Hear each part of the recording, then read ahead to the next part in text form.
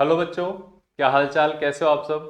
Welcome to Three Steps Academy. आज हम फिर से लेकर आए एक नया lecture, new lecture on wave optics. और आज के लेक्चर में हम वेव ऑप्टिक्स का बहुत इंपॉर्टेंट टॉपिक डिस्कस करेंगे और वो होगा इंटरफेरेंस। इंटरफेरेंस आपको पता है हर जगह पे हर एग्जाम में एक बहुत इंपॉर्टेंट टॉपिक समझा जाता है।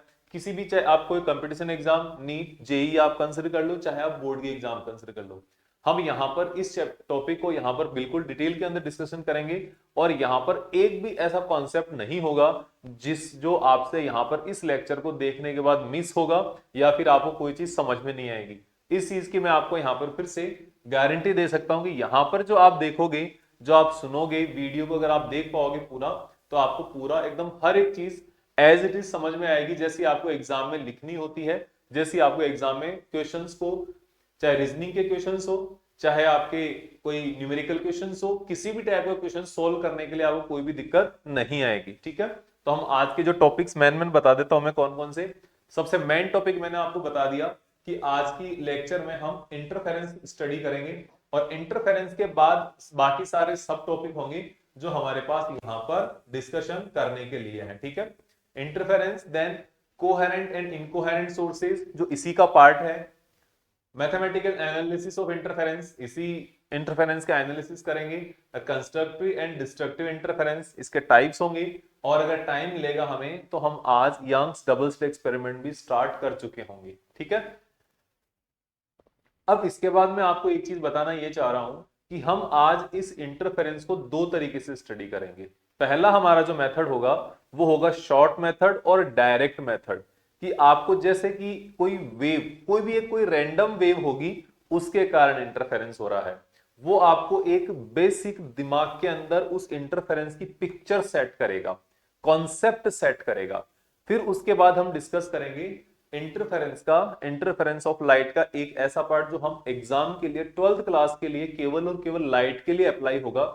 हम उसके बाद वो वाला पार्ट यहां पर डिस्कस करेंगे। ठीक है, तो रेडी हो जाओ, गेट सेट रेडी। ठीक है, तो हम सबसे पहले यहां पर देखते हैं इंटरफेरेंस क्या होता है। इंटरफेरेंस से पहले एक चीज हम यहां पर ये रखते हैं कि हमारे पास कोहेरेंट एंड इनकोहेरेंट सोर्सेज क्या होते हैं, क्योंकि कोहेरेंट और इनकोहेरेंट सोर्स हमारे पास इंटरफेरेंस में बहुत इंपॉर्टेंट होंगे। ठीक है, कोहेरेंट सोर्सेज वो होते हैं जहां पर किसी भी वेव का फेज डिफरेंस किसी एक पॉइंट पर, किसी एक टाइम इंस्टेंट पर हमेशा कांस्टेंट रहेगा। किसी एक टाइम पर, हर एक टाइम इंस्टेंट पर फेज डिफरेंस क्या रहेगा, कांस्टेंट रहेगा। फेज डिफरेंस रिमेन कांस्टेंट, ये आपको ध्यान रखना है। ठीक है,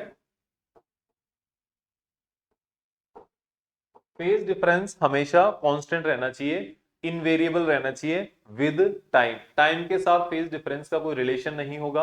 और ये कब पॉसिबल है, जब दो सोर्सेज से निकलने वाली वेव्स, जो जो दोनों वेव्स होंगी वो किसी भी सोर्स से निकले, चाहे दो अलग अलग सोर्सेज हो, चाहे एक सोर्स से ही आपने अलग दो सोर्स बना दिए हो, कोई भी सोर्स हो, उन दोनों वेव्स का फ्रीक्वेंसी है सेम होगी। फ्रीक्वेंसी एंड आपके पास इसका वेवलेंथ, फ्रीक्वेंसी एंड वेवलेंथ अगर सेम होगी तो आप ये कह सकते हो कि दोनों sources are coherent, both the sources are coherent. ये बात एक बार मान के चलो, यहां पर जब लेक्चर के बीच में आपको समझ में आएगा कि इसका एक्चुअल में मतलब क्या है। और इनकोहेरेंट सोर्स कब है, जब वहां पर फेज डिफरेंस कांस्टेंट नहीं है, phase different not constant with time. Phase different time के साथ जब कांस्टेंट नहीं होगा उसको आप इनकोहेरेंट सोर्स बोल दोगे। ये हमारे पास एक सिंपल सी चीज है, सिंपल सी बात है, इसको हम आगे अब लेकर चलते हैं। तो देखो, हमारे पास जब कोई दो लाइट वेव या कोई भी दो वेव एक दूसरे के साथ एक साथ जब एक मीडियम में ट्रेवल करेगी, तो वहां पर क्या होगा, उस पार्टिक मीडियम के पार्टिकल्स का सिंपल हार्मोनिक मोशन होगा, ऑसिलेशन होगा। जैसे अगर मैं बात करूं आपके साथ कि आपके पास कोई एक वेव है, ये वेव है और ये वेव इस मीडियम में ट्रेवल कर रही है, इस मीडियम में ट्रेवल कर रही है, ठीक है। अब इस वेव में यहां पर जैसे ये वेव इसमें ट्रेवल करेगी तो आपको पता चलेगा कि ये वाला जो पॉइंट है इस एग्जिस्टिंग टाइम पीरियड के हिसाब से यहां पर इस पॉइंट को इस वेव ने क्या किया, नीचे की तरफ धक्का दिया, ये नीचे की तरफ मोशन गया। जैसे जैसे अब ये टाइम चेंज होगा उसके साथ साथ ये जो पार्टिकल है अभी नीचे गया, फिर ऊपर आएगा, फिर नीचे जाएगा, फिर ऊपर आएगा, ऐसे ये पार्टिकल लगातार ऑसिलेट करेगा और सारे पार्टिकल इसी तरीके से यहां पर ऑसिलेट करते रहते हैं जब उस मीडियम के अंदर कोई वेव प्रोपागेट करती है, ठीक है। जैसे आपने जो रस्सी का जो एग्जांपल देखा हो तो हमेशा देखा ही कि आप एक तरफ से झटका देते हो तो वो जो उसमें डिस्टरबेंस क्रिएट होता है वो कंटिन्यूअसली वहां पे फ्लो करता रहता है और लास्ट एंड तक चला जाता है। लेकिन रस्सी की जो एक्चुअल पोजीशन है वो तो वहीं पर होती है, तो उसके जो पार्टिकल्स है ना उसकी मोशन हो रही है और वो वेव आगे प्रोपागेट कर रही है। सेम चीज हमारे साथ जो अदर ट्रांसवर्स वेव होती है या कोई लॉन्गिट्यूडनल कोई भी वेव होती है उसके मीडियम के पार्टिकल्स के साथ होती है कि जब कोई ये मान लो कोई पी पार्टिकल है, इस पार्टिकल को ये वेव अगर इस डायरेक्शन में अगर मिल रही है तो ये इसको अपवर्ड डायरेक्शन में अब पुश करने की कोशिश करेगी।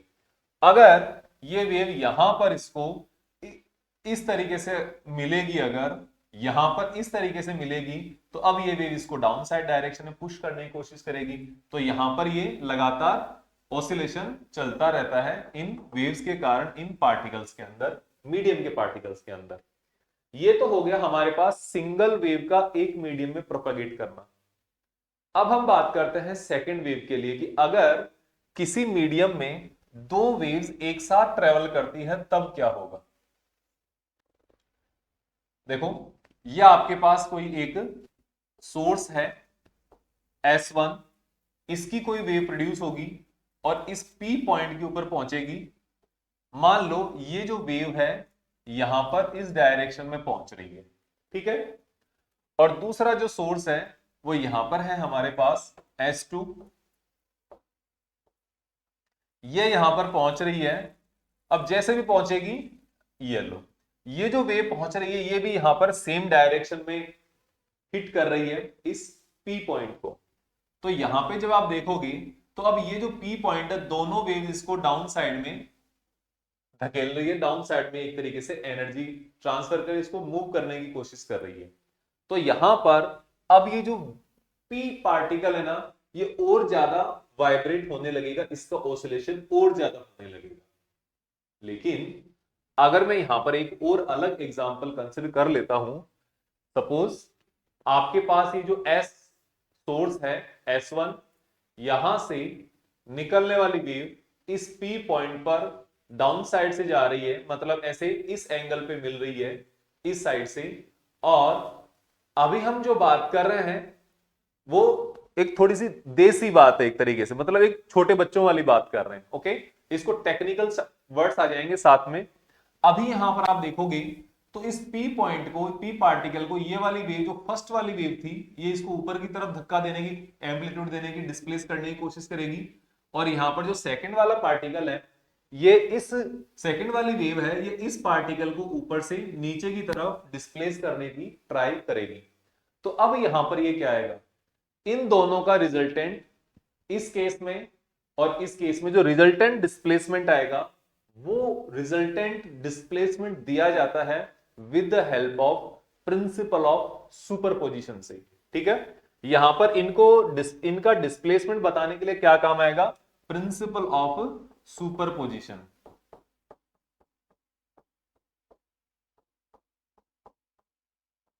और जो प्रिंसिपल ऑफ सुपरपोजिशन है ना वो क्या कहता है वो देखो।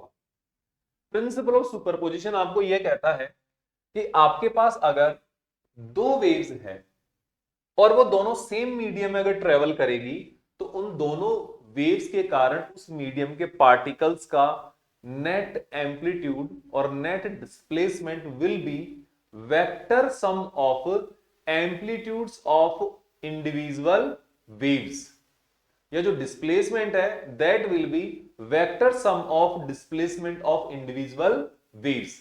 जैसे कि आपके पास यहां पर ये वाली वेव है y1, ओके, और y1 के कारण जो आपके पास ये वेव बनेगी, इस वेव की इक्वेशन होगी a1 sine omega t minus kx।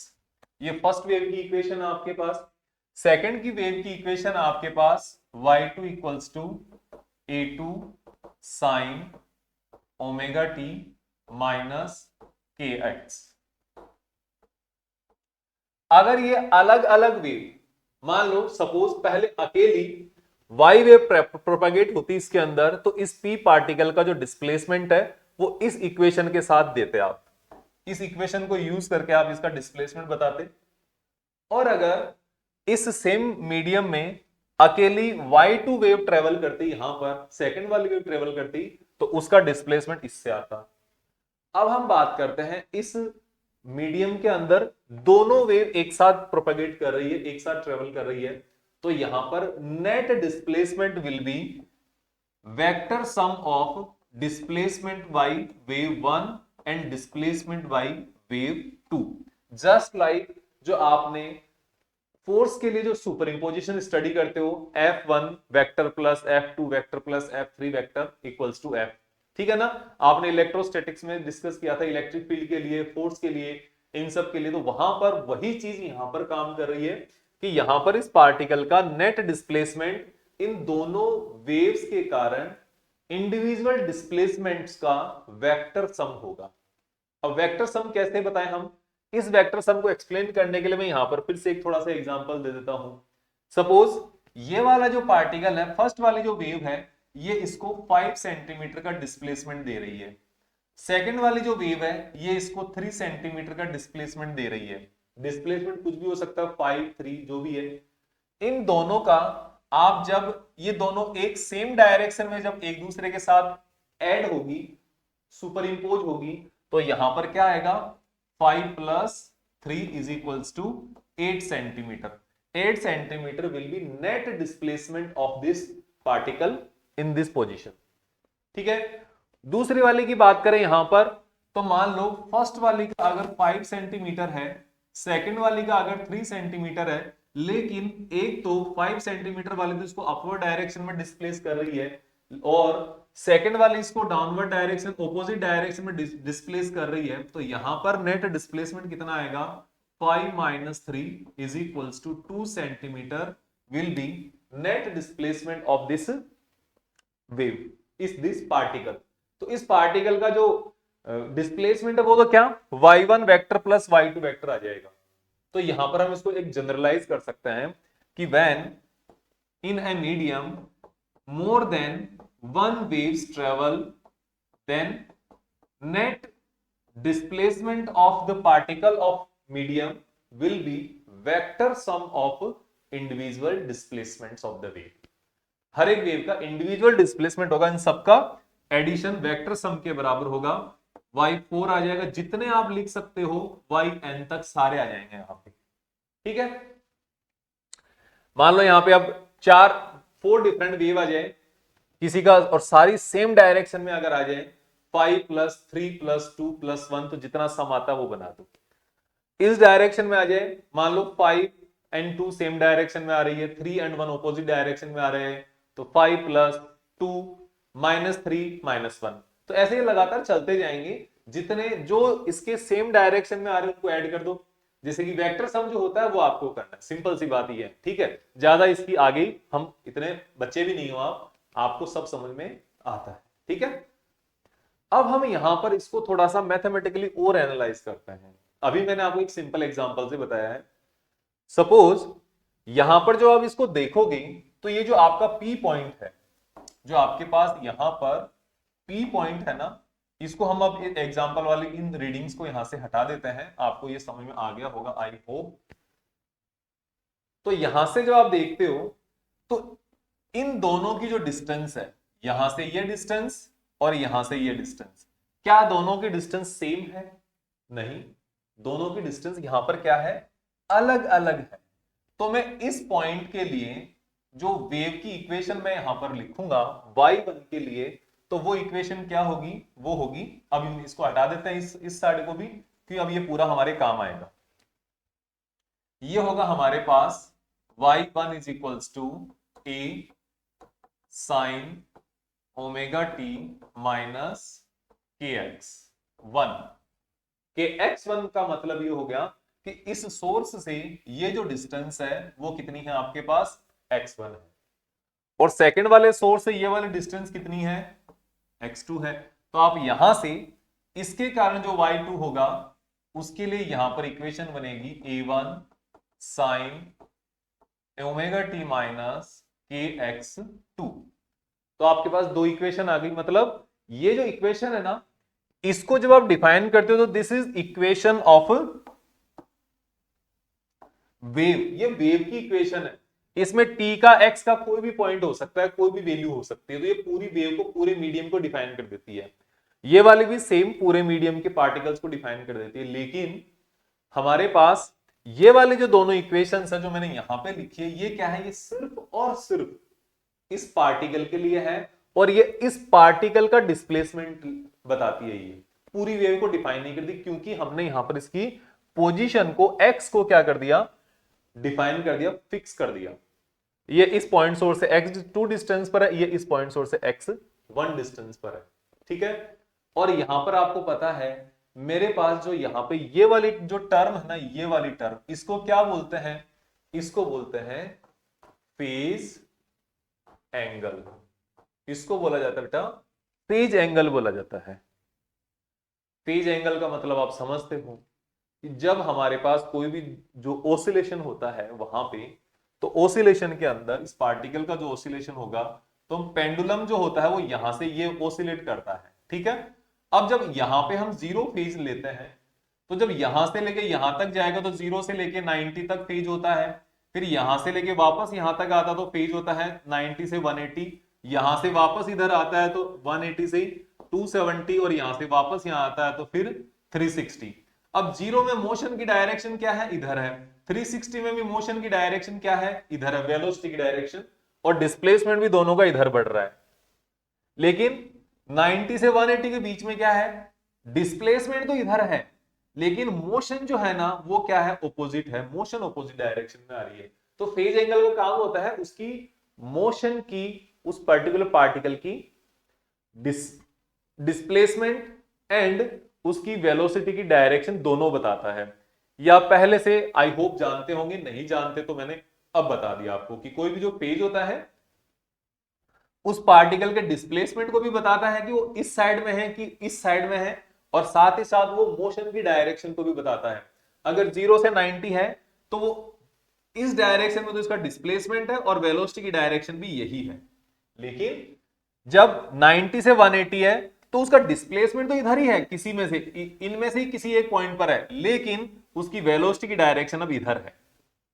फिर ये सेम चीज 180 से 270 चलेगी, 270 से वापस 360 आएगी। ठीक है ना। तो ये आपके पास यहां पर काम करता है।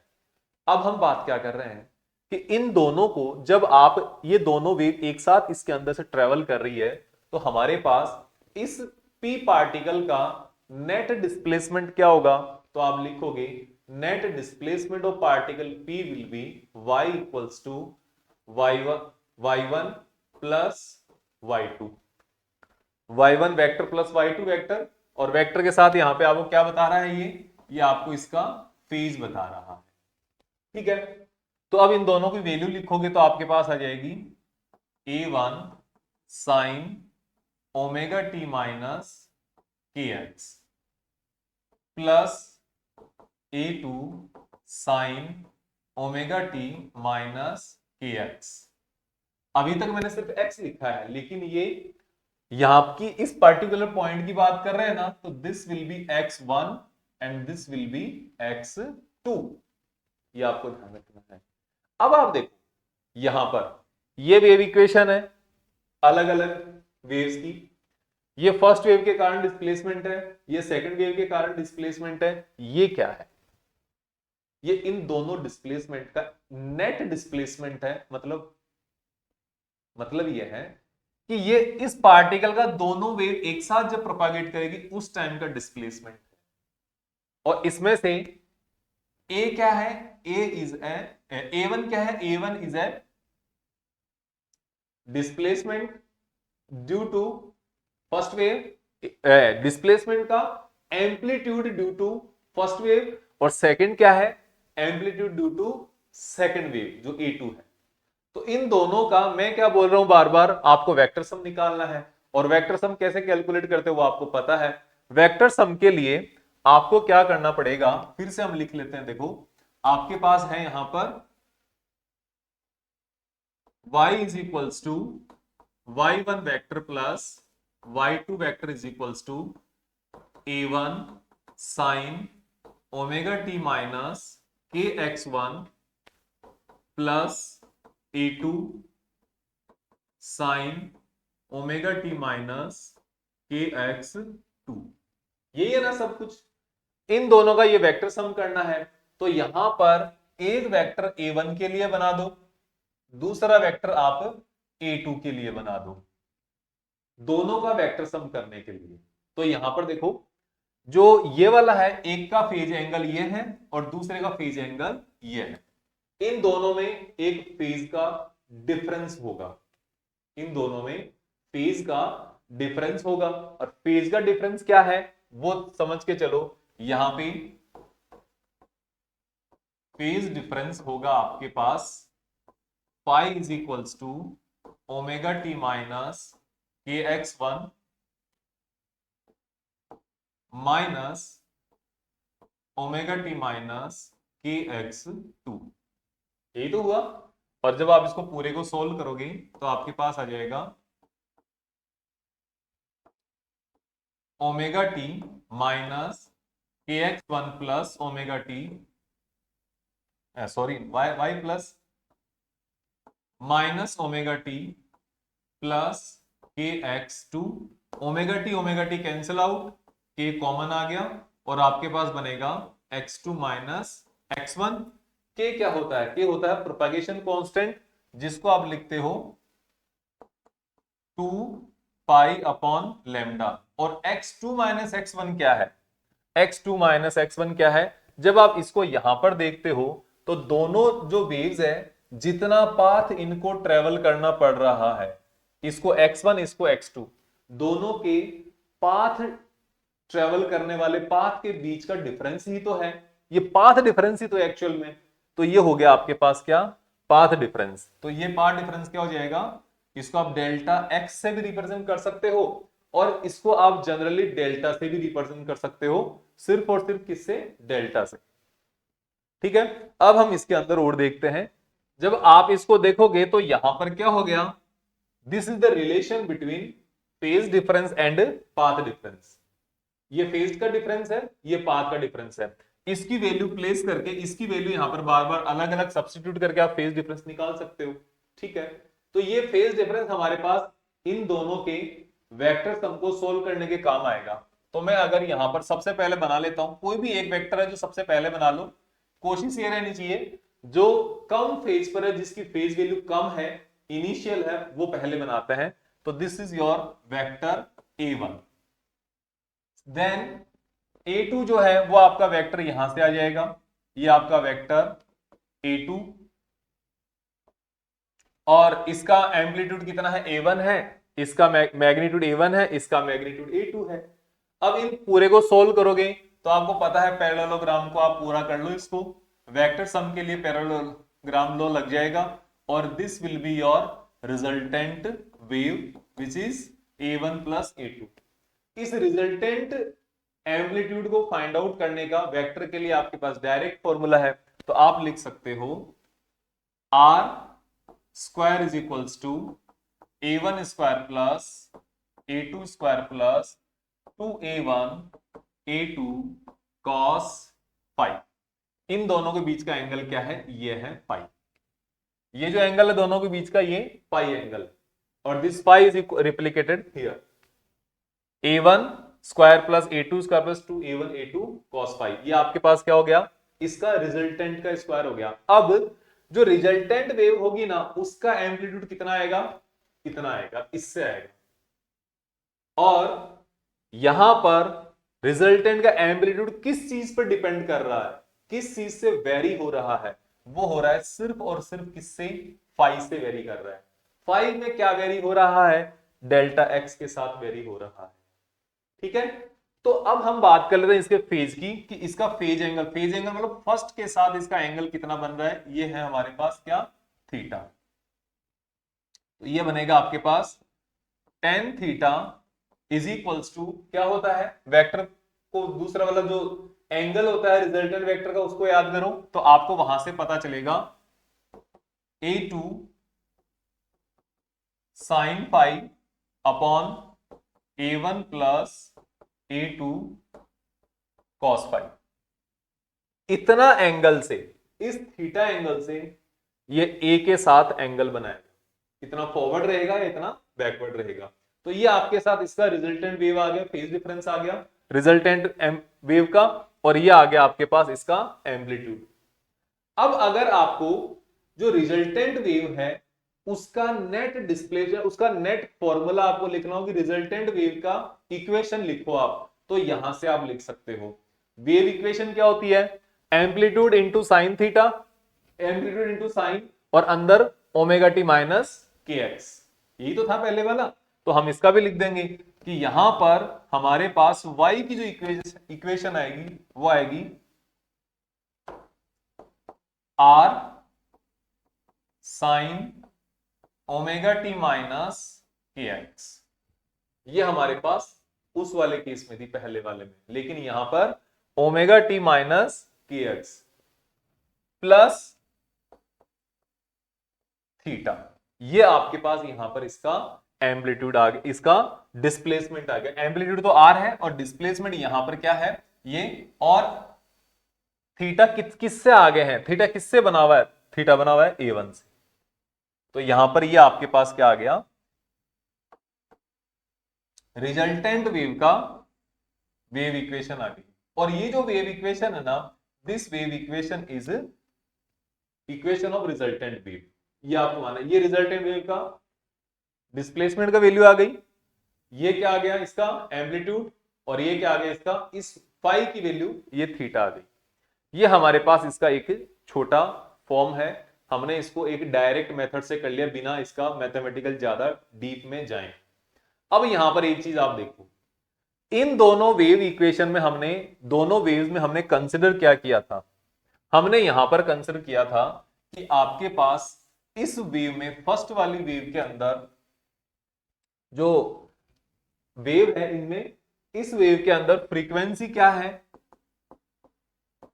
फ्रीक्वेंसी है सेम, डायरेक्शन क्या है, डायरेक्शन ऑफ प्रोपागेशन वो भी क्या है सेम, सेम मतलब फॉरवर्ड डायरेक्शन में दोनों, ठीक है। देन हमारे पास यहां पर इसकी स्पीड, वेव की स्पीड डिपेंड किस पे करती है, वेव की स्पीड हमेशा मीडियम पे डिपेंड करती है। तो मीडियम पे डिपेंड करने का मतलब सेम मीडियम में ट्रेवल करेगी, तो यहां पर स्पीड भी क्या हो गई, सेम इसकी स्पीड हो गई, ठीक है। और यहां पर फ्रीक्वेंसी सेम है, फ्रीक्वेंसी सेम है तो यहां पर देखो के की वैल्यू क्या होती है 2 पाई अपॉन लेमडा, और इसमें भी के की वैल्यू क्या है 2 पाई अपॉन लेमडा। तो लेमडा भी यहां पर दोनों का क्या है, जो वेवलेंथ है वो दोनों की क्या है सेम है, तो वेवलेंथ भी हमारे पास यहां पर क्या हो गई, ये भी हमारे पास यहां पर क्या है सेम। ये सब कुछ सेम अगर रहेगा हमारे पास इस मीडियम के लिए दोनों सोर्सेज का, तो आपके पास ये रहेगा these sources are known as a coherent source. Coherent source का मतलब क्या हो गया कि यहां पर आपके पास जो फेज एंगल आया है, जो फेज डिफरेंस है ना फाई, ये फाई क्या है, सिर्फ और सिर्फ पाथ डिफरेंस पर वेरी कर रहा है, टाइम पर वेरी नहीं कर रहा है, टाइम के साथ साथ वेरी नहीं हो रहा है। अगर हम यहां पर अलग अलग फ्रीक्वेंसी की वेव कंसिडर कर लेते, सपोज हम यहां पर कोई ऐसी वेव कंसिडर कर लेते कि y1 is equals to a1 sine omega 1 t minus k x1, ये फर्स्ट वेव के कारण डिस्प्लेसमेंट है, और सेकंड वेव के कारण डिस्प्लेसमेंट है सपोज हमारे पास a1 sine omega t minus k x1। अगर मैं ऐसे वेव कंसिडर कर लेता तो यहां पर क्या हुआ देखो, यहां पर हमारे पास फ्रीक्वेंसी जो है ना वो दोनों की अलग अलग हो गई। अब अलग अलग फ्रीक्वेंसी में अगर हम यहां पर फेज एंगल कैलकुलेट करते हैं तो यहां पर क्या आएगा, ओमेगा 1 टी माइनस के x one minus omega 2 T minus के एक्स, ये एक्स टू है बेटा, ठीक है, एक्स टू। और यहां पर आप इसको आगे जब सोल्व करोगे तो आपके पास आएगा omega 1 minus omega 2 into t plus k common x two minus x one. ये आपके पास यहां पे क्या आ जाएगा, फेज का वैल्यू आ जाएगी, फेज। अब यहां पर आप देखो ये वाली टर्म तो हमारे पास पहले भी आ रही थी, तो इसकी तो कोई इश्यू नहीं है। इश्यू बनेगा इसके साथ कि मान लो अगर हमारे पास ये जो दोनों वेव्स हैं, ये दोनों वेव यहां पर इस पी पॉइंट पर मिल रही है, इस पी पॉइंट पर, तो एक बार तो क्या होगा, जब टाइम के साथ साथ फेज एक साथ दोनों का वेरी कर रहा है, तो वेरी करने का मतलब है कि यहां पर एक बार तो आपके पास इस जो एम्पलीट्यूड है इसका फॉर्मूला है A one square plus A two square plus two A one A two cos phi, यही है ना। अब अगर ये फाइव टाइम वेरिंग है तो टाइम वेरिंग फाइव होने पर एम्पलीट्यूड भी यहां पर क्या करता रहेगा, टाइम के साथ साथ अपने आप वेरी करता रहेगा। कभी ये एम्पलीट्यूड मैक्सिमम रहेगा, कभी जीरो रहेगा, कभी मिनिमम रहेगा, कभी एम्पलीट्यूड मैक्सिमम, कभी जीरो, कभी मैक्सिमम। तो यहां पर जो इंटेंसिटी रहेगी ना वेव की, अगर हम लाइट वेव माने तो ब्राइटनेस, तो यहां पर ये ब्राइटनेस कंटिन्यूअसली क्या होती रहेगी, वेरी होती रहेगी। और जब ये वेरी होती रहेगी तो हमें पता ही नहीं चलेगा कि एक्चुअल में इंटरफेरेंस हो भी रहा है या नहीं हो रहा। जो इंटरफेरेंस होता है ना वो सुपरपोजिशन की एक स्पेशल कंडीशन होती है। स्पेशल कंडीशन क्या, when two waves of coherent sources superimpose on each other then they can produce interference. ठीक है, डिटेल में क्या है वो हमारे पास अभी आएगा, अब हम इसके बारे में और डिस्कशन करेंगे। ये आपको पास किसका कॉन्सेप्ट, कोहेरेंट सोर्सेज का कॉन्सेप्ट बताने के लिए इतना काम मैंने जस्ट आपके लिए किया है कि अगर दोनों वेव्स आई, कोहेरेंट सोर्स नहीं होगा, टाइम वेरिंग, अगर फेज डिफरेंस आएगा, फेज डिफरेंस टाइम के साथ साथ वेरी करेगा अगर, तो आपके पास एम्पलीट्यूड जो है ना वो फिक्स नहीं रहेगा। फिर इसका जो फेज है थीटा, जो टेन थीटा है वो भी क्या रहेगा वहां पर फिर अलग अलग रहेगा, A two sine phi upon A one plus A two cos phi, ये भी यहां पर अलग अलग रहेगा। तो कोई फिक्स पैटर्न यहां पर आपको दिखाई नहीं देगा, ये लगातार इसकी इंटेंसिटी बदलती रहेगी। लेकिन अगर हमारे पास फेज डिफरेंस फिक्स है, इसका मतलब यह है कि हमने जो यहां पर ये पैटर्न बनाए थे कि यहां पर अगर ये दोनों लाइट मिलेगी तो ये दोनों, या तो अगर एक बार जैसे इन्होंने इस सेम डायरेक्शन में डिस्प्लेसमेंट दिखाना स्टार्ट कर दिया तो ये हमेशा ऐसे ही रहे। अगर ये यहां पर ऐसा होता कि ये दो लाइट वेव्स इस डायरेक्शन में, ये ऊपर से नीचे आ रही है और ये एक ऊपर की तरफ जा रही है, ये ऑपोजिट फेज हो गया। यहां पर फेज डिफरेंस नियरली जो फाइव की वैल्यू वो क्या होगी, पाई। और यहां पर क्या, हमेशा इन दोनों जो वेव्स है इसके कारण बनने वाली रिजल्टेंट वेव हमेशा क्या होगी, इनका डिस्प्लेसमेंट जीरो आएगा। तब जीरो आएगा तो वो हमेशा जीरो ही रहेगा। तो एक पॉइंट पर तो क्या बनेगा, मैक्सिमम ब्राइट इंटेंसिटी बनेगी, एक पॉइंट पर क्या बनेगा, मिनिमम डार्क इंटेंसिटी बनेगी। और ये किसके साथ साथ होगा, जैसे जैसे आपके पास इन दोनों का पाथ डिफरेंस बदलेगा, पाथ डिफरेंस की वैल्यू चेंज होगी, वैसे वैसे यहां पर पैटर्न बनेगा। और पाथ डिफरेंस किसके साथ साथ चेंज होता है, वो इस तरीके से चेंज होता है, जैसे मैंने यहां पर, आप इस चीज को समझो एक बार कि ये वाले सोर्स है हमारे पास दोनों, और हमने एक जो पॉइंट है वो यहां पे लिया होता, इसके सेंटर में, दोनों के सेंटर के सीधे में लिया होता, तो हमारे पास ये जो डिस्टेंस है वो क्या आती, ये वाली डिस्टेंस x1 और ये वाली डिस्टेंस x2 क्या इक्वल आ जाती, क्या x1 इक्वल्स टू x2 बराबर होती कि नहीं होती, बिल्कुल होती। जब बराबर होती तो हमारे पास यहां पर फाई की वैल्यू कितनी आती, 2 pi upon lambda into path difference तो जीरो है, पाथ डिफरेंस जीरो है, तो यहां पर फेज डिफरेंस भी कितना आता, जीरो आता। तो सेंटर पे पाथ डिफरेंस जीरो, फिर आगे जाओगे पाथ डिफरेंस कुछ अलग, फिर और आगे जाओगे पाथ डिफरेंस कुछ और, फिर और आगे जाओगे पाथ डिफरेंस कुछ और, तो अलग अलग पाथ डिफरेंस रहेगा, लेकिन उस पर्टिकुलर जगह पर उसका फेज डिफरेंस भी क्या रहेगा, हमेशा कांस्टेंट रहेगा, फिक्स रहेगा। यहां तो फेज डिफरेंस जीरो है, लेकिन यहां पर फेज डिफरेंस कितना है, यहां पर देखो कितना लैम्डा चला यहां से, एक, दो, 2.5, मतलब 2.5 वेव्स यहां पर इसने पूरी कंप्लीट करी है। इसमें अगर बात करें तो एक, जैसे हो ना, एक लैम्डा, दो लैम्डा, तीन लैम्डा और 3.5 लैम्डा, तो यहां पे क्या हुआ, 3.5 लैम्डा। x2 की वैल्यू 3.5 लैम्डा, x1 की वैल्यू 2.5 लैम्डा। तो यहां पर फेज पाथ डिफरेंस कितना आया, तो आप यहां पर बता दोगे, यहां पर x2 minus x1 is equals to 1 lambda के बराबर है। 3.5 माइनस 2.5 तो 1 लैम्डा के इक्वल आ गया। 1 लैम्डा के इक्वल आने पर आपके पास इस जगह पर फेज डिफरेंस कितना, 2 pi upon lambda into zero.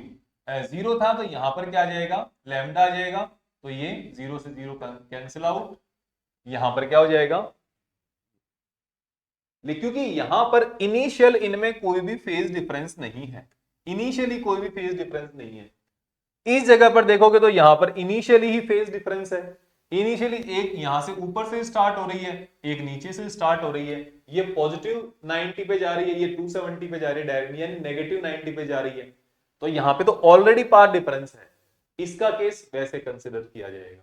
और यहां पर इनिशियली कोई पाथ डिफरेंस नहीं है, दोनों पॉजिटिव से स्टार्ट हो रही है वेव, और यहां पे जाते जाते पाथ डिफरेंस आ रहा है, यहां पे जाके पाथ डिफरेंस इसमें नहीं आ रहा है, ठीक है। और मैं आपको दूसरा वाला केस अगर बताता हूं यहां पर, तो आपको यह समझ में आएगा। इसके अंदर देखो, जैसे मेरे पास क्या है, यहां पर एक वेव है जो मैं एक इस तरीके से लिया, ठीक है, और फिर मेरे पास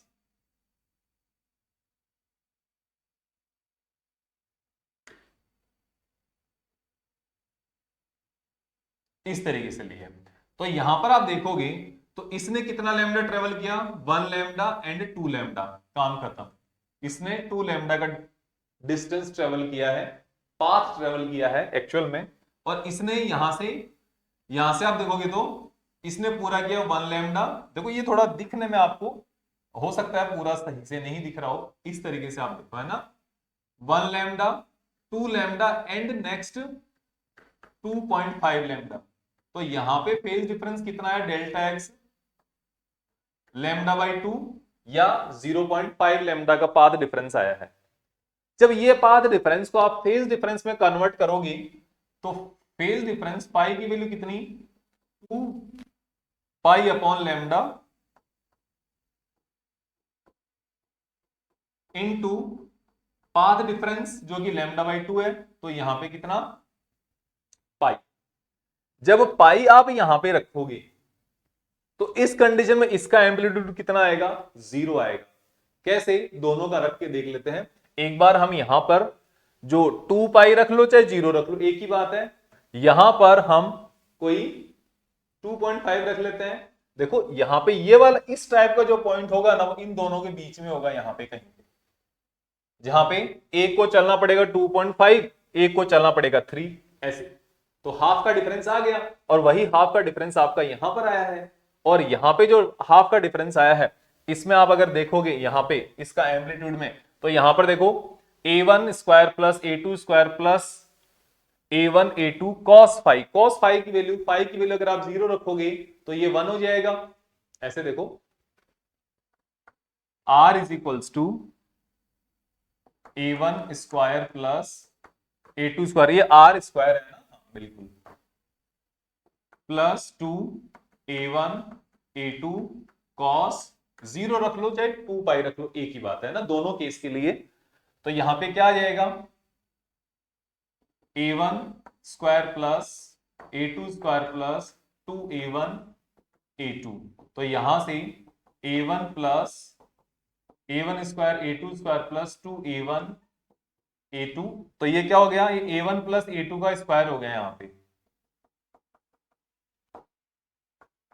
a1 प्लस a2 का होल स्क्वायर, और r इज इक्वल्स टू क्या आ गया, r a1 plus a2, a1 plus a2। ये आपके पास, इसको बोला जाता है कंस्ट्रक्टिव इंटरफेरेंस, जब दोनों वेव सेम फेज में मिलती है।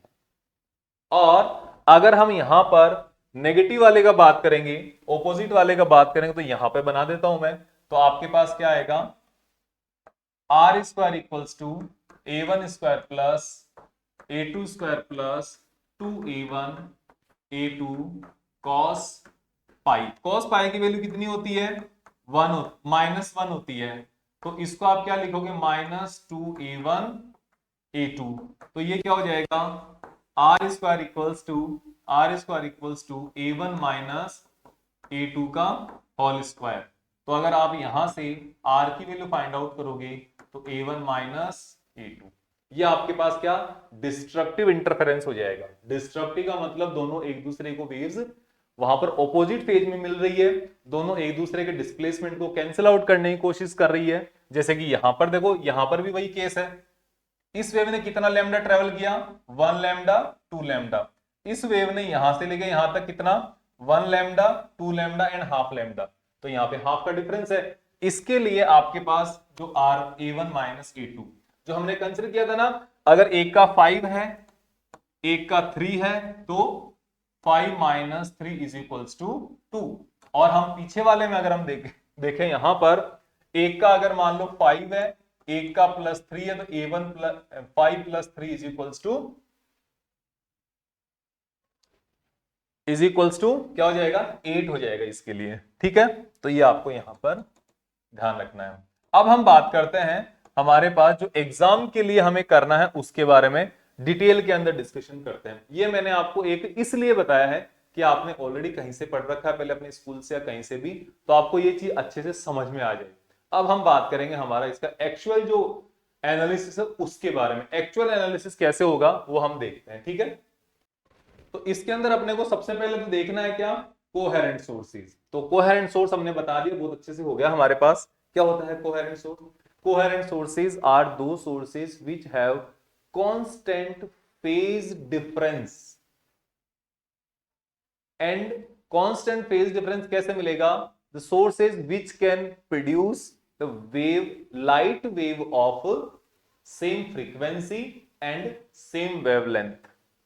सेम फ्रीक्वेंसी सेम वेवलेंथ और सेम स्पीड की लाइट जब प्रोड्यूस किया जाएगा, तो वहां पर ये मान के चलो आप कि वो सोर्सेज क्या होंगे, कोहेरेंट होंगे। लेकिन अगर इनमें से कोई एक चीज भी अगर वेरी कर गई, चेंज हो गई, फ्रीक्वेंसी अगर बदल गई, वहां पर इंड्यूस जो प्रोड्यूस करने वाले सोर्स की फ्रीक्वेंसी बदल गई, तो वेव की फ्रीक्वेंसी बदल जाएगी। और वेव की फ्रीक्वेंसी अगर बदल गई तो वहां पर हमारे पास वो सोर्स क्या हो जाएगा, इनकोहेरेंट सोर्स हो जाएगा, where phase difference is not constant. बस इसके जो नोट्स है वो आपको टेलीग्राम चैनल पे मिल जाएंगे, वहां पर मैंने अपलोड कर रखे हैं, आप ज्वाइन कर लेना, लिंक है डिस्क्रिप्शन बॉक्स में, बताने की जरूरत नहीं है, फिर भी बता दिया, क्या करें, आपको सब कुछ बताना ही पड़ता है। तो फिर इंटरफेरेंस क्या होता है, इंटरफेरेंस होता है when two light wave produced by a coherent sources superimpose on each other। देखो यहां पे इंपॉर्टेंट टर्म क्या है, produced by coherent sources superimpose on each other, there is redistribution of energy, and the regions of maximum intensity and minimum intensity are observed on the screen, and this phenomena of light wave is known as the interference of a light। जब हमारे पास जो light wave source से निकलने वाली light wave जब travel करेगी, जैसे हमारे पास यहां पर ये S1 है, ये S2 है, सामने स्क्रीन है, तो यहां पर ये लाइट वेव जो भी आगे जाके मिलेगी, यहां पे ये जो आगे जाके मिलेगी यहां पे, तो कहीं पर ये कंस्ट्रक्टिव इंटरफेरेंस बनाएगी और कहीं पर ये डिस्ट्रक्टिव इंटरफेरेंस बनाएगी, डिस्ट्रक्टिव इंटरफेरेंस। फिर कहीं पर ये कंस्ट्रक्टिव इंटरफेरेंस बनाएगी। जैसे ये सेंटर का पॉइंट मान लिया मैंने, तो यहां पे पाथ डिफरेंस कितना होगा, 0 होगा। तो यहाँ पे कंस्ट्रक्टिव इंटरफेरेंस, इसके जस्ट आगे पाथ डिफरेंस कितना होगा, λ/2 होगा। पाथ डिफरेंस 0 होने का मतलब फेज डिफरेंस 0, पाथ डिफरेंस λ/2 होने का मतलब फेज डिफरेंस कितना, पाई।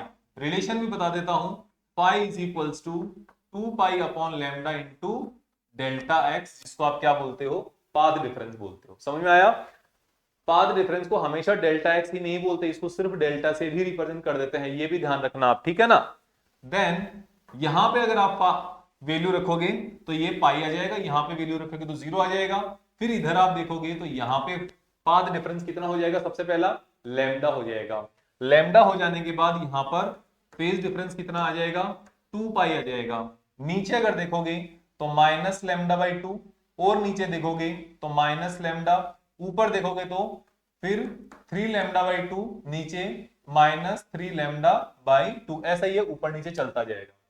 जहां जहां पर फेज डिफरेंस पाई, 3 पाई, 5 पाई, 7 पाई ऐसे आएगा, वहां वहां पे cos फाई की वैल्यू आएगी नेगेटिव, तो वहां पे डिस्ट्रक्टिव इंटरफेरेंस होगा।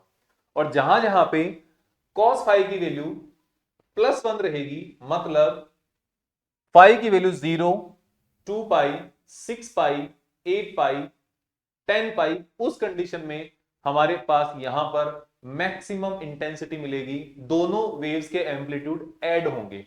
तो ये जो स्क्रीन है ना, यहां पे कहीं पर ब्राइट स्क्रीन मिलेगी, जहां पे कंस्ट्रक्टिव हो रहा है वहां पे ब्राइट स्क्रीन मिलेगी, जहां पे डिस्ट्रक्टिव मिल रहा है वहां पे डार्क स्क्रीन मिलेगी। तो ये आपको ध्यान रखना है, ठीक है। तो this pattern is known as a interference of light. इतना नहीं समझना है हमें, तो शॉर्ट में डेफिनेशन बताओ, तो आपके लिए वो भी लेके आया हूं। वो क्या है, superposition of two light waves produced by coherent source is known as a interference of light. ये उन बच्चों के लिए जिनको ज्यादा कुछ नहीं करना, ठीक है, 1-2 नंबर कट भी जाए कोई बात नहीं, पास तो हो जाएंगे, उसके लिए ये डेफिनेशन है। जिसको चाहिए ना, मेरे को 70 आउट ऑफ 70 चाहिए, उसके लिए ये डेफिनेशन है, ठीक है ना। तो दोनों के लिए मैनेज करके आपके लिए लाता हूं मैं, और आप इस चीज को समझ सकते हो, थोड़ा सा वर्क करना पड़ता है, हो जाता है काम। अब हम बात करते हैं मैथमेटिकल एनालिसिस की, क्योंकि जो आपने इतनी देर तक अब इंटरफेरेंस जो डिस्कस किया है ना, वही हम अब हमारे पास यहां पर क्या होगा, मैथमेटिकल एनालिसिस होगा। इंटरफेरेंस आई होप आप समझ चुके होंगे, मुझे और ज्यादा बताने की जरूरत नहीं होगी, लेकिन फिर भी मैं 2 मिनट लेके बता देता हूं। इंटरफेरेंस देखो क्या होता है, हमारे पास ये एक वेव है, फिर हमारे पास ये दूसरी वेव है, दोनों वेव सेम मीडियम में सेम स्पीड के साथ सेम फ्रीक्वेंसी के साथ प्रोपेगेट कर रही है, ठीक है ना। इनका फ्रीक्वेंसी न्यू मान लो चाहे ओमेगा मान लो, न्यू में और ओमेगा में, एफ या न्यू जो भी मान सकते हो। Omega is equals to 2 pi nu या 2 पाई एफ, दोनों होता है, ठीक है। वेवलेंथ लैम्डा होता है, ये आपको पता है। स्पीड होता है, क्योंकि मीडियम पे डिपेंड करती है तो सेम होगी।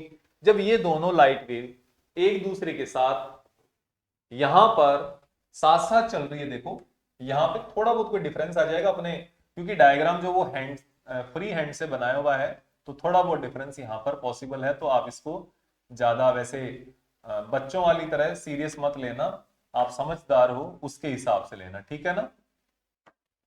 फिर यहां पर आप ये इन दोनों को सेपरेट करोगे तो ये दोनों सेपरेट हो जाएगी, ठीक है ना। हाँ, फिर आप यहां पर इन दोनों को सेपरेट करोगे तो ये दोनों सेपरेट हो जाएगी। फिर आप यहां पर इन दोनों को सेपरेट करोगे तो ये क्या है, अब क्रेस्ट क्रेस्ट के साथ, ट्रफ ट्रफ के साथ, क्रेस्ट क्रेस्ट के साथ, तो यहां पर इन दोनों का एम्पलीट्यूड क्या आएगा, मैक्सिमम एम्पलीट्यूड आएगा। ये इस तरीके से लाइट वेव बन जाएगी, ओके। इसका जो है वो A1 है, इसका A2 है, तो यहां पर A1 प्लस A2 मिलेगा आपको, ठीक है। ये हमारे पास फिर से आएगा। तो मैंने आपको जस्ट एक बार क्या बता दिया, this is the super position of wave. दोनों वेव सेम मीडियम में ट्रेवल कर रही है, एक पार्टिकल पे जाएगी तो उस पार्टिकल को इतना डिस्प्लेसमेंट देगी, ठीक है। दोनों बिहेव ऐसा करेगी, वो इंडिविजुअल है, लेकिन दोनों एक साथ जाएगी तो मिलना पड़ेगा, ठीक है। तो एक दूसरे को इफेक्ट नहीं करेगी। ऐसा नहीं कि ये चल रही है तो इसको धक्का मार के परे कर देगी, ये चल रही है इसको धक्का मार देगी, ऐसा नहीं है। दोनों अपनी अपनी जगह अपना अपना काम करेगी, ठीक है ना। तो ऐसे ही है, आदमियों की तरह नहीं है कि तू करेगा तो मैं नहीं करूंगा, मैं करूंगा तो तू पढ़ाई करेगा, तू यहाँ बैठ गया। होता है ना, आपके भाई बहनों में होता होगा, छोटा आपका जो भाई है तो वो क्या करता है, जिद करता है आपके साथ कि तू यहाँ बैठ गया तो मैं नहीं बैठूंगा यहाँ पे, तेरे को यहाँ पे नहीं बैठना है ना। तो खासकर गर्ल्स के साथ ज्यादा होता है ये टॉर्चर, कि वो उनका कोई छोटा भाई होता है वो उनको ज्यादा परेशान करता है, मैं नहीं पढ़ूंगा तेरे साथ, तू यहाँ बैठ गई तो ठीक है। तो ध्यान रखना इस बात का, ठीक है। तो ये क्या है, mathematical analysis of interference. Mathematical analysis अब हमारे पास वही बचा है, फॉर्मेलिटी के लिए बचा है, क्योंकि आपको एग्जाम में ऐसे ही करना है इसलिए, ठीक है। तो हमने यहाँ पर बहुत सारी चीजें मान चुके हैं, हम कर चुके हैं, तो यहाँ पे बहुत सारी चीजें मान लेंगे। कैसा, सबसे पहले है expression of intensity at any point of interference. हमारे पास यहाँ पर फाइनल गोल जो होगा वो होगा to find expression of intensity, intensity के लिए होगा, ठीक है। तो अब हम बात करते हैं इसके लिए। तो इंटेंसिटी का हमारा फाइनल गोल है ये तो, लेकिन इसके तक पहुंचने के लिए बहुत सारे रास्ते हमें पार करने पड़ेंगे। आपको 10 चैप्टर तक आते आते क्या करना पड़ा, आपको करना पड़ा first chapter, second chapter, third chapter, fourth chapter. अगर आपके वो एक ही टीचर पढ़ा रहा है तो, अगर दो पढ़ा रहे हैं तो उन्होंने पहले 9th पढ़ाया फिर 10th पढ़ाया, तो हमें इंटेंसिटी तक पहुंचने के लिए बहुत सारी चीजें बीच में पड़ाव पार करने पड़ेंगे, हम उनसे चलते हुए चलेंगे, ठीक है। Suppose we have first wave y1 is equals to a1 sin omega t, इतना ही हमने लिया है। अब kx हमें पता है कि वो कोहेरेंट सोर्स है, तो उसमें केवल पाथ डिफरेंस पर ही डिपेंड करेगा, तो यहां पर हमने क्या कर दिया, इजी कर दिया इसको, ठीक है। तो फर्स्ट वेव का डिस्प्लेसमेंट है a1 sin ओमेगा t, ठीक है। तो x है तो वो अपने आप आ जाएगा, उसको हमने पाथ डिफरेंस में कंसिडर कर चुके होंगे। सेकेंड वेव का जो डिस्प्लेसमेंट है a2 sine omega T, phase difference तो होगा ही दोनों में, तो वो जो फेज डिफरेंस हमने ऑलरेडी मान लिया है कि दिस फेज डिफरेंस इज +5। इसको आप अगर +5 की जगह -5 भी लेते हो कोई इफेक्ट नहीं आएगा। अगर आप इनकी जगह इसकी जगह, आपके एग्जाम में ऐसे आता है y is equals to a1 cos omega t, y2 equals to a2 cos omega t +5, ये भी आपको कोई इफेक्ट नहीं करेगा। -5 कोई इफेक्ट नहीं करेगा, कोई दिक्कत नहीं है यहाँ पे, ठीक है। तो आपको यहाँ पे इतना चिल रह के होना है, टेंशन नहीं लेनी है ज्यादा। ये मेरे सारे इन सबको देखा हुआ है अपना, यहां से आपको कोई टेंशन नहीं लेनी है। मेरा इतना जो इतने दिनों से जो मैं पढ़ा रहा हूं, तो ये सब चीजों को देखा हुआ है, कोई इंपैक्ट नहीं आएगा अगर आप अच्छे से पढ़ते हो, ठीक है। हाँ, तो ये आपका फर्स्ट वेव का डिस्प्ले, और ये है क्या, ये दोनों ही है displacement of particle of medium, particle of medium. अब यहां पर आप ये मान के चलो, पार्टिकल ऑफ मीडियम तो इसका मैकेनिकल वेव का होता है, लाइट तो इलेक्ट्रोमैग्नेटिक वेव है, तो यहां पे मान के चलो जो वेव है उसके वाइब्रेशन का डिस्प्लेसमेंट हो जाएगा, और क्या है, इतना ही, इससे ज्यादा कुछ भी नहीं है, ठीक है। दोनों है। अब हमारे पास जो रिजल्टेंट का डिस्प्लेसमेंट आएगा उसके बारे में हम बात करेंगे, रिजल्टेंट डिस्प्लेसमेंट। तो रिजल्टेंट डिस्प्लेसमेंट का मेरा बारे में मैंने आपको ऑलरेडी बता दिया, y is equals to y1 plus y2, ठीक है। दोनों को ऐड करोगे तो ऐड करने पर क्या आएगा, क्योंकि मेरे पास वर्टिकली छोटी जगह है तो मैं यहां पर एक दूसरे के साथ हॉरिजॉन्टली काम में ले रहा हूं। आपके पास नोटबुक फुल है, आप वर्टिकली एक के बाद एक नीचे की तरफ करना चाहिए आपको, ठीक है। तो ये हो जाएगा 1 sign omega t plus a2 sine omega t +5। कितना सुंदर है ना, यस। और वैसे मैंने कलर भी अच्छा ले रखा है, जो पेन का जो कलर, कितना शानदार कलर है ना। आप मेरे को कमेंट करके बताओ कि ये बहुत अच्छा लग रहा है कि नहीं लग रहा आपको। You can type any emoji, okay, जो आपको बेटर लगे, जो आपको अच्छी लगे। तो आपको a1 sine omega T, a2 sine omega t +5, हमने इन दोनों को ऐड कर दिया। अब ये रिजल्टेंट का डिस्प्लेसमेंट है। इसको अब क्या है, अभी ये A1 अलग है, A2 अलग है, ओमेगा टी अलग है, ये अलग, इनको अलग अलग नहीं रखना, हमको इनको एक साथ बनाना है। तो इनको एक साथ बनाने के लिए हम क्या करेंगे, इस वाले को ओपन कर देंगे इसको।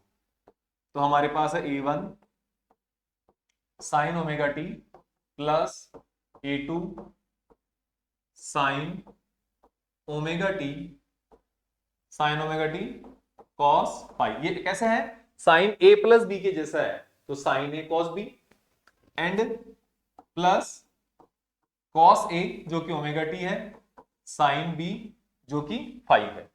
और आपके पास यहां पर ये A2 इस जगह पे खड़ा हुआ है, इस A2 को अंदर मल्टीप्लाई करना है। तो मल्टीप्लाई करने वाला स्टेप में खा जाता हूं, ठीक है। तो ये मैंने यहां पर मल्टीप्लाई करने वाला जो स्टेप में यहां पे खा गया, और मैं यहां पर A2 को यहां पे मल्टीप्लाई कर दिया और प्लस A2 को मैंने यहां पे मल्टीप्लाई कर दिया। ओके, तो अब आपको कोई दिक्कत नहीं होनी चाहिए।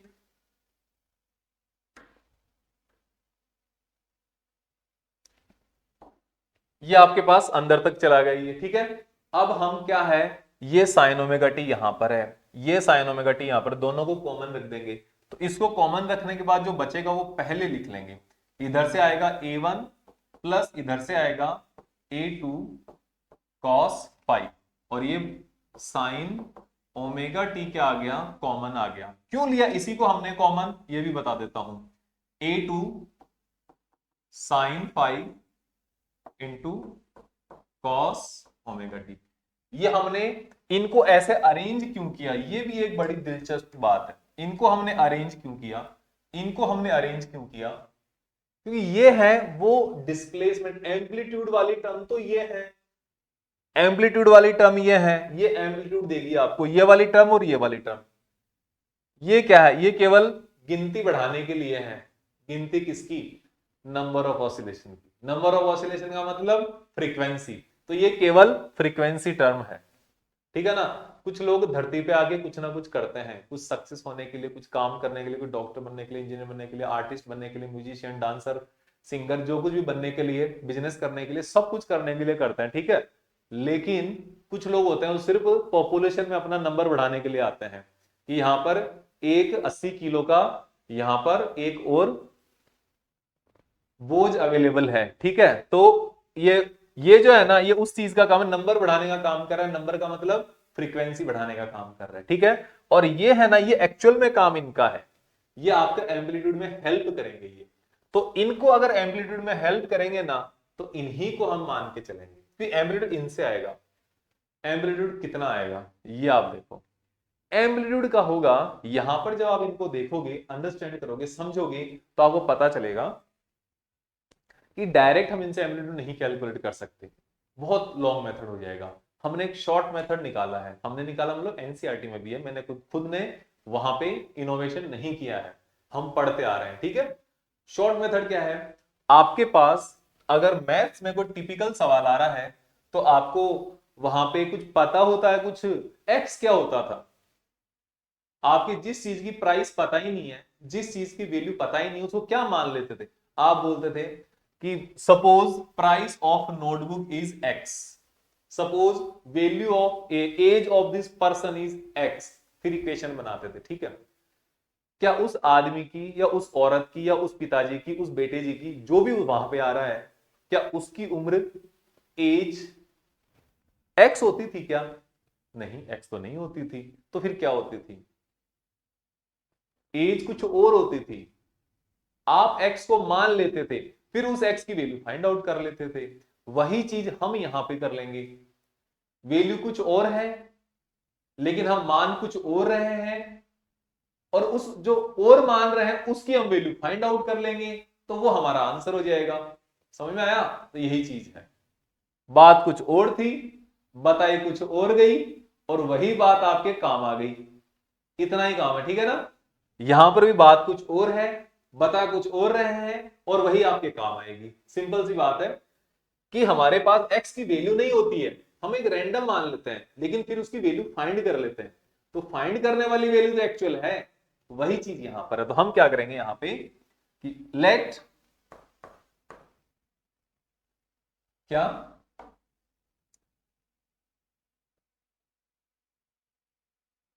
A1 plus A2 cos phi is equals to R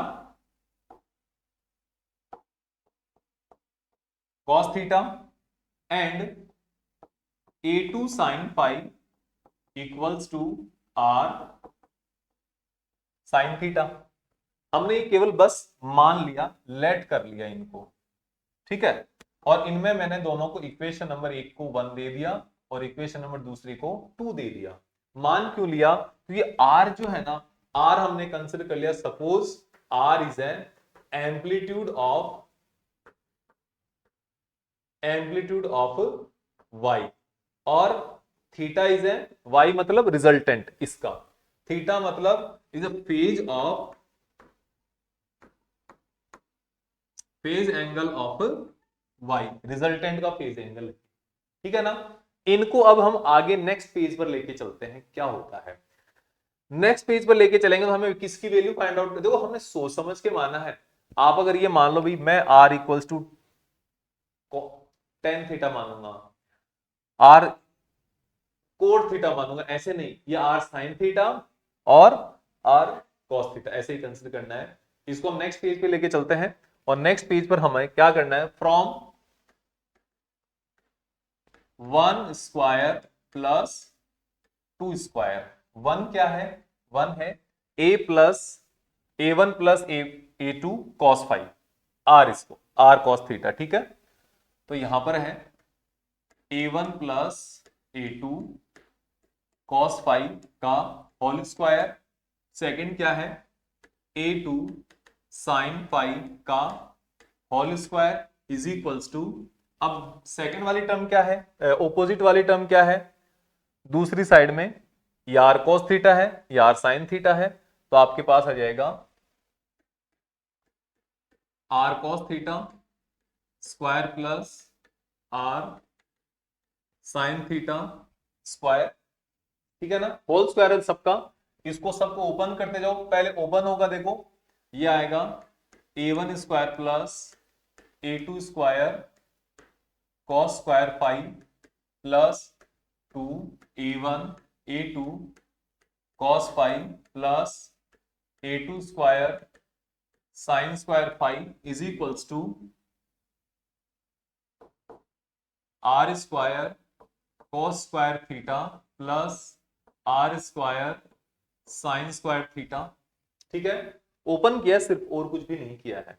अब आप क्या लिख सकते हो यहां पर, देखो इसमें पहले इस वाले में देखो A1 square as it is plus, अब A2 स्क्वायर तो आएगा कॉमन और यहां से cos square five, cos square phi plus sign square five. देखो यहां पर ये जो दोनों टर्म है ना, ये वाली टर्म और ये वाली टर्म में से A2 स्क्वायर आ गया कॉमन और अंदर ये बच गया, ठीक है, plus 2A1 A2 cos five, और उधर से आपको पता है, सब कुछ पता चल रहा है आपको इस स्टेज में आके, cos square theta plus sign square theta, ये आपका यहां पे काम हो गया। तो इसको जब आप देखोगे यहां पे, तो वो तो 1 हो गया, cos square theta plus sign square theta, ये भी क्या हो गया, 1 हो गया। आपके पास क्या बचा, r स्क्वायर इक्वल्स टू बचा A1 square plus A2 square plus 2A1 A2 cos five, ठीक है ना। ये आपके पास एम्पलीट्यूड का फॉर्मूला आ गया और यही हमारे पास क्या है, हमें इंपॉर्टेंट फॉर्मूला है। इसको आप इक्वेशन नंबर 3 लगा सकते हो, ठीक है, और इसको आप ब्रैकेट में भी डाल सकते हो, इंपॉर्टेंट है इसलिए।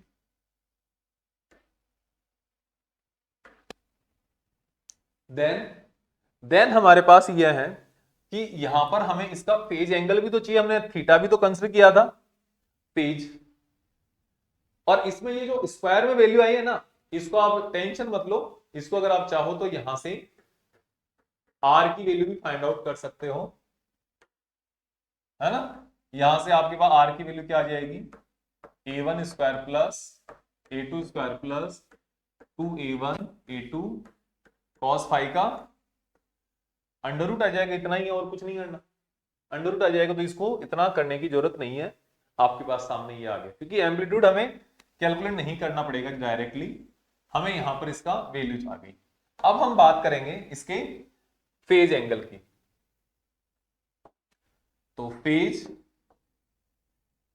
एंगल के लिए क्या करेंगे, फेज एंगल ऑफ रिजल्टेंट, ये आपको ध्यान रखना, ठीक है ना, ये इंपॉर्टेंट है, फेज एंगल किसका, रिजल्टेंट का।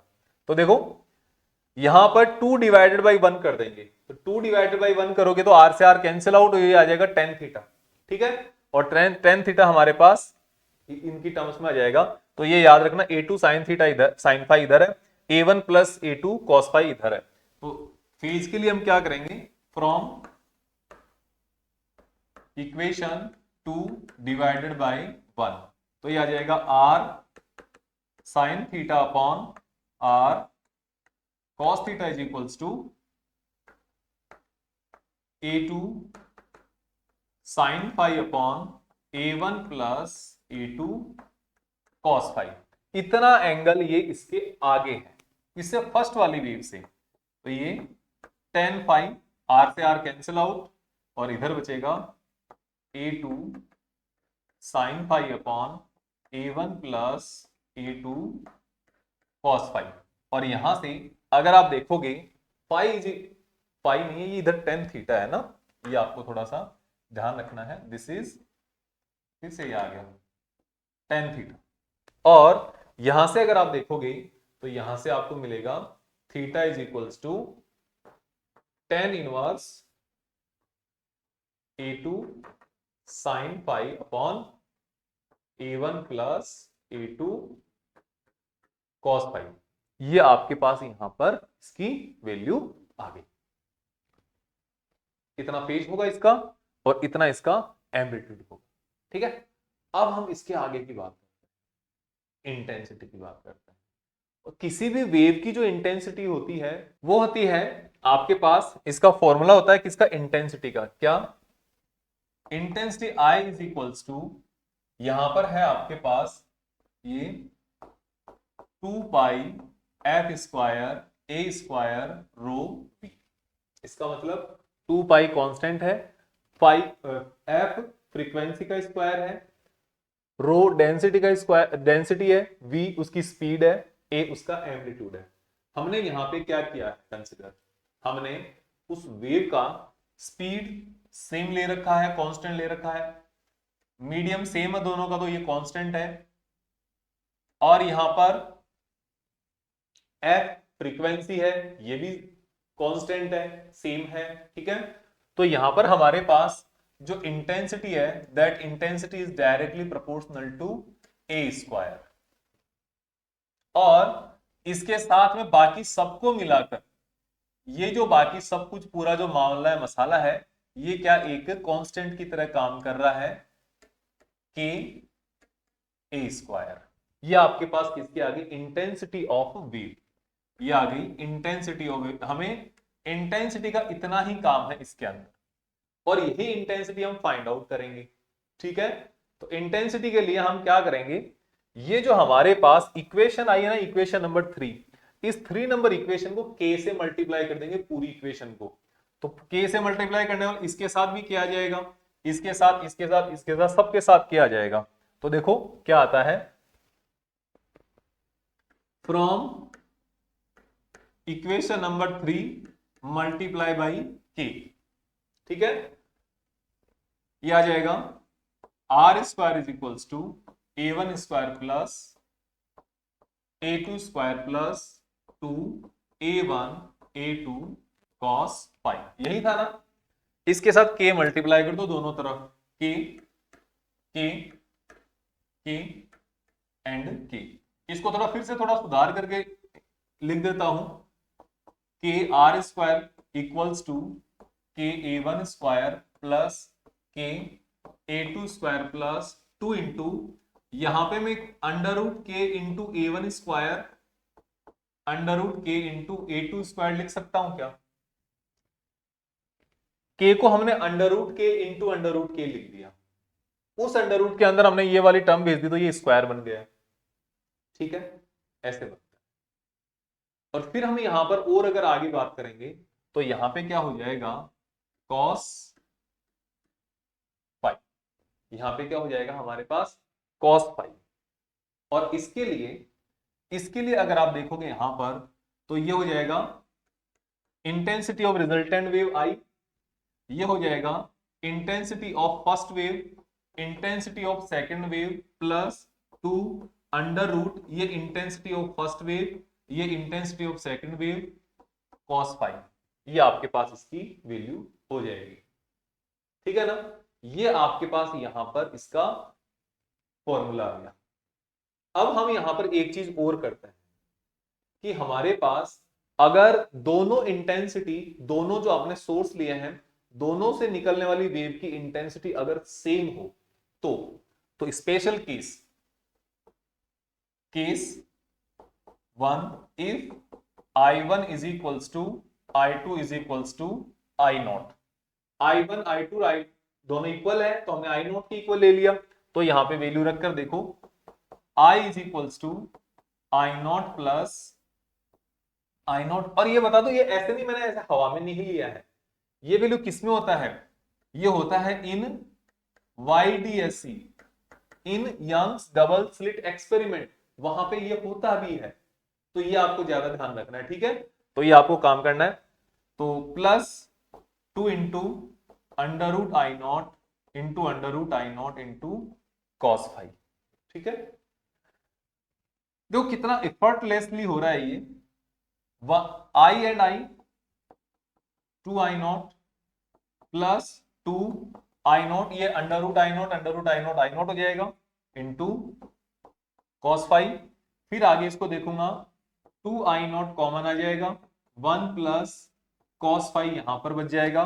और ये किसके साथ चल रहा है, आई के साथ चल रहा है, ठीक है। और अब हम इसको आगे यहां पे लिख लेंगे। देखो जब यहां पे लिखेंगे तो आप इसको फिर से इजी, जो cos फाई है ना, ये जो cos फाई है आपके पास, इस फाई को यहां से चेंज करना है, इस 1 को हटाना है। इस 1 को हटाने के लिए हमारे पास cos के कई फॉर्मूले होते हैं।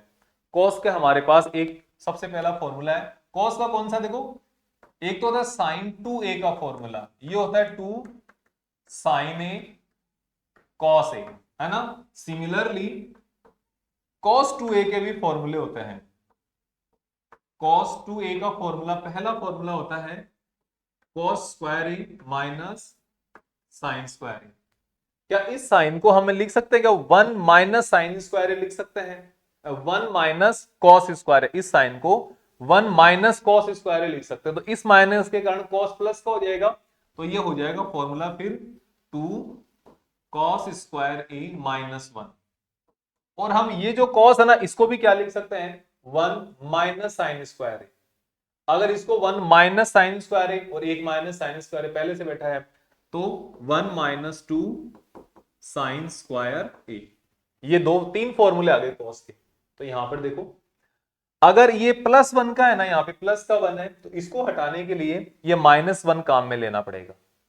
तो ये +1 यहां से रिमूव होगा। अगर यहाँ पे -1 होता तो ये वाला फॉर्मूला काम में लेते, इसमें +1 है तो वो 1 रिमूव हो जाता। तो हम ये वाला फॉर्मूला यहाँ पे काम में लेंगे। तो इसके कारण देखो ये 2a है, 2a है ना, तो ये a में कन्वर्ट हो गया।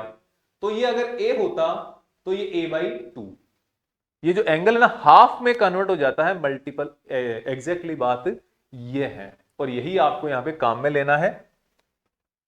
तो ये देखो इस जगह से क्या बनेगा, I is equals to 2I0 1 plus इस cos फाई की जगह ये वाला फॉर्मूला बना देंगे। क्या है ये, 2 cos square phi upon 2, 2a से a में कन्वर्ट हो गया ना, तो फाई से फाई अपॉन 2 में कन्वर्ट हो जाएगा, ठीक है। और -1 माइनस से माइनस +1 कैंसिल आउट, और ये आपके पास क्या बचेगा, आपके पास बचेगा 2 into 2 4I0 cos square phi upon 2 is equals to I0 is equals to I। ये आपके पास जो आप यंग्स डबल स्लिट एक्सपेरिमेंट करते हो तो उससे बनने वाले इंटरफेरेंस में किसी भी पोजीशन पे इंटेंसिटी का फॉर्मूला है, उससे बनने वाले इंटेंसिटी का फॉर्मूला है ये। और ये जो फॉर्मूला है ये बहुत इंपॉर्टेंट है, इसके ऊपर न्यूमेरिकल सॉल्व करके जाना, कम से कम 3 न्यूमेरिकल इसके ऊपर सॉल्व करके जाना आप, तब आपका काम होगा। ठीक है, चलो ये तो हो गया। लेकिन हमारा ये जो काम है ये बीच में बढ़ा हुआ है एक काम तो हमने फाइनल तक पहुंचा दिया। अब हम यहां पर और आगे बात करेंगे। हम इंटेंसिटी तक कैलकुलेट, जो हमने बात की थी ना इंटेंसिटी, इंटेंसिटी की कैलकुलेशन हमने पूरी कंप्लीट कर दी है यहां पे। अब हमारे लिए इंपॉर्टेंट फॉर्मूले कौन कौन से हैं? एक इंपॉर्टेंट फॉर्मूला है ये वाला फॉर्मूला इंपॉर्टेंट है।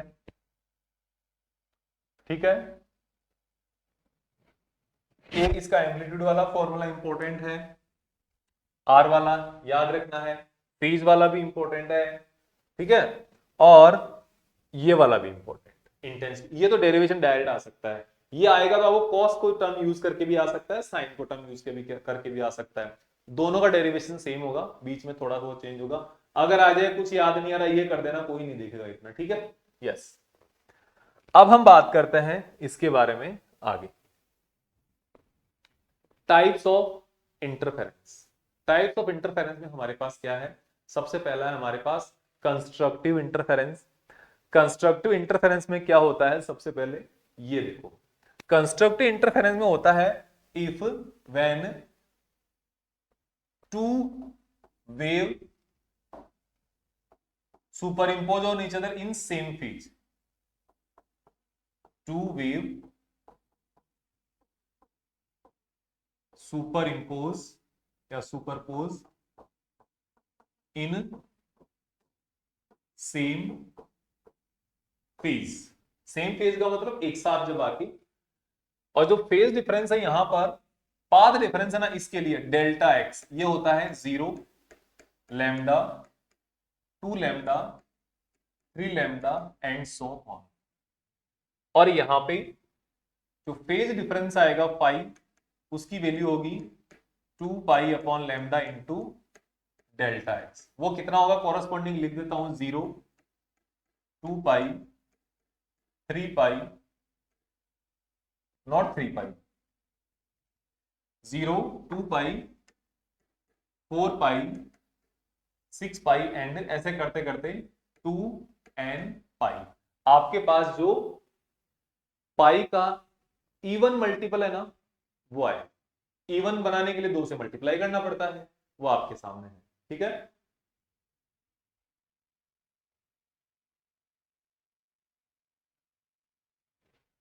तो यहां पर ये आपके पास हो गया। अब जब ये सब होगा तो हमारे पास देखो एम्पलीट्यूड क्या रहेगा? एम्पलीट्यूड रहेगा r square is equals to a1 square plus a2 square plus 2a1 a2 cos 0, 0, 2 pi, 4 pi, 6 pi, कोई भी रहेगा। तो यहां से आपको पता है इसकी वैल्यू क्या हो जाती है? 1 हो जाती है। तो a1 square plus a2 square plus 2a1 a2, और ये हो जाएगा a1 प्लस a2 का whole square equals to r square. वो क्या बनेगा? वो आर इक्वल्स टू बनेगा a1 प्लस a2। दोनों एम्पलीट्यूड ऐड हो जाएंगे वहां पे। ठीक है, ये चीज। अगर हम यहां पर इंटेंसिटी की बात करें,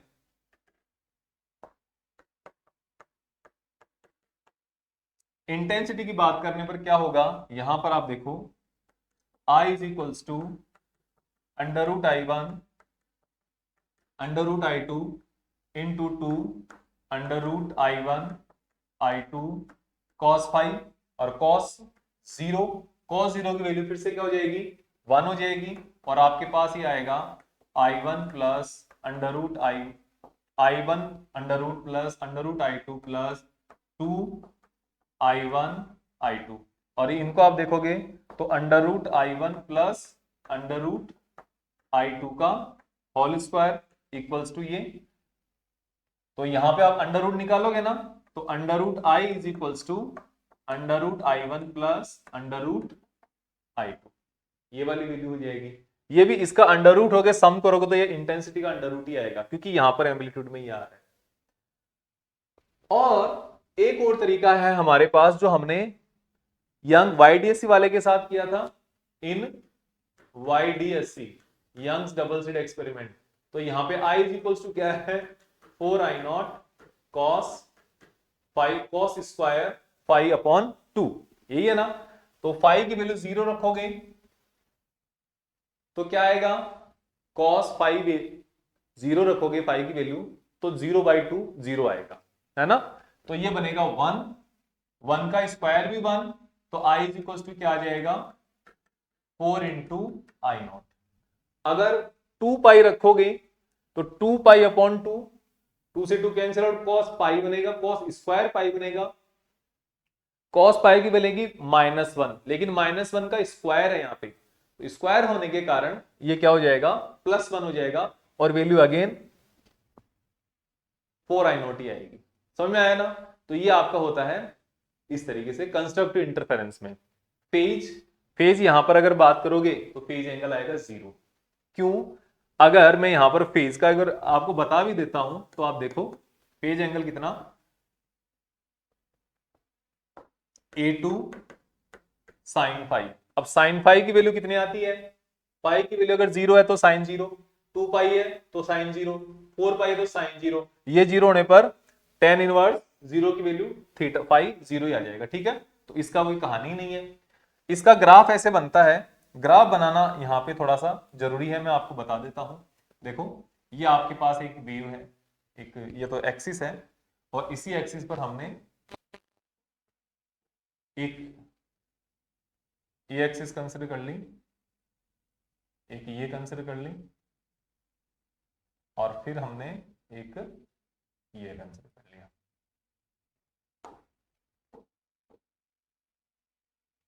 इनको थोड़ा क्या शिफ्ट कर देता हूं जिससे कि हम थोड़ा पैटर्न ठीक से बना सकें।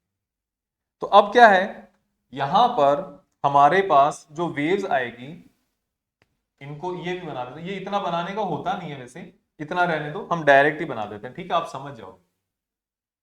ये हमारे पास वेव है, ठीक है, आप समझ जाना, आप कोई दिक्कत नहीं है। और यहां पर इसका एम्पलीट्यूड है ए। दूसरी वेव है इसके साथ, है ना, ये साथ साथ ही चल रही है, ये क्या है, साथ साथ ही चल रही है। तो ये दोनों से ये सब क्या होंगी, सेम फेज में ही मिलेंगी। तो इसका एम्पलीट्यूड है A2। अब जो वेव बनेगी ये, इसका क्या बनेगा, A1 plus A2, A1 plus A2। ये आपके पास कंस्ट्रक्टिव इंटरफेरेंस का वेव डायग्राम है। अब हम बात कर लेते हैं हमारे पास डिस्ट्रक्टिव इंटरफेरेंस के बारे में, और डिस्ट्रक्टिव इंटरफेरेंस होगा हमारा ये। डिस्ट्रक्टिव इंटरफेरेंस का मतलब है when two waves superimpose on each other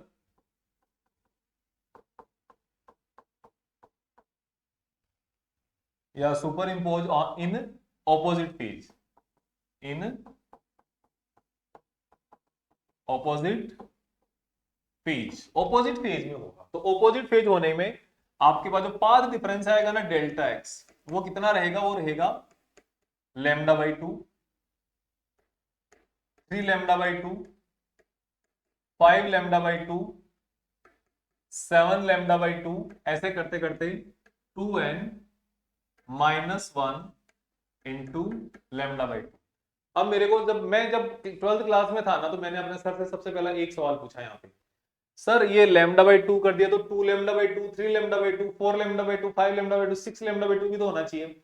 उन्होंने कहा अगर ऐसे हुआ तो 2λ/2 क्या हुआ, 1 हुआ, लैम्डा हुआ, 4λ/2 2λ हुआ, तो फिर तो वो कंस्ट्रक्टिव इंटरफेरेंस बदल गया। तो यहाँ पे ऑड मल्टीपल होना चाहिए, और ऑड बनाने के लिए पहले 2n से मल्टीप्लाई करके उसको इवन बना दो, और इवन बनाने के बाद उसमें -1 करोगे या +1 करोगे तो वो ऑड ही आएगा, ठीक है। तो ये आपके सामने आ गया। और यहां पर इसके साथ अगर आप फेज डिफरेंस पाई कैलकुलेट करोगे तो 2 pi upon lambda into delta x, value रखते जाओ आंसर आता जाएगा। λ/2 रखोगे, 2 से 2 कैंसिल आउट, कौन बचा, पाई बचा। नेक्स्ट वाले का देखोगे 3 पाई, फिर 5 पाई, फिर 7 पाई, ऐसे करते करते 2n-1 पाई, पाई का ऑड मल्टीपल, सिंपल सी बात है। तो यहां पर हम अगर एम्पलीट्यूड की बात करें तो एम्पलीट्यूड कितना आएगा, एम्पलीट्यूड आएगा r² equals to a1² plus a2² plus 2a1 a2 cos pi, pi लिख दो, 3 पाई लिख दो, 5 पाई लिख दो, 7 पाई लिख दो, कुछ भी लिख दो, आप जो कुछ भी लिखोगे वो यहां पर आपके पास क्या आएगा, वैल्यू -1 देगा। r² equals to a1² plus a2² plus 2a1 a2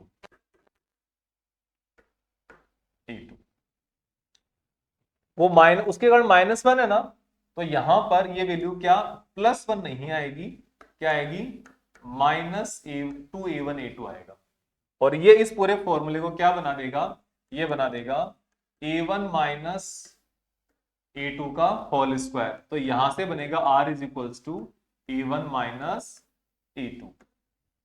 ठीक हो गया, ऐसे बनेगा। इंटेंसिटी की अगर हम बात करें,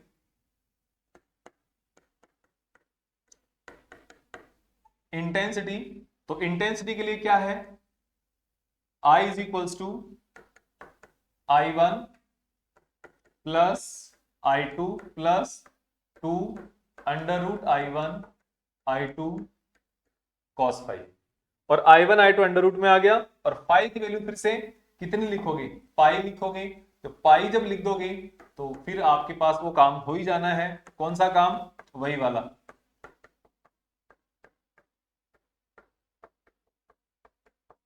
और ये प्लस फिर से लिख दिया, ये क्या होगा, माइनस होगा यहाँ पे। ठीक है, तो -2i under root I1 I2।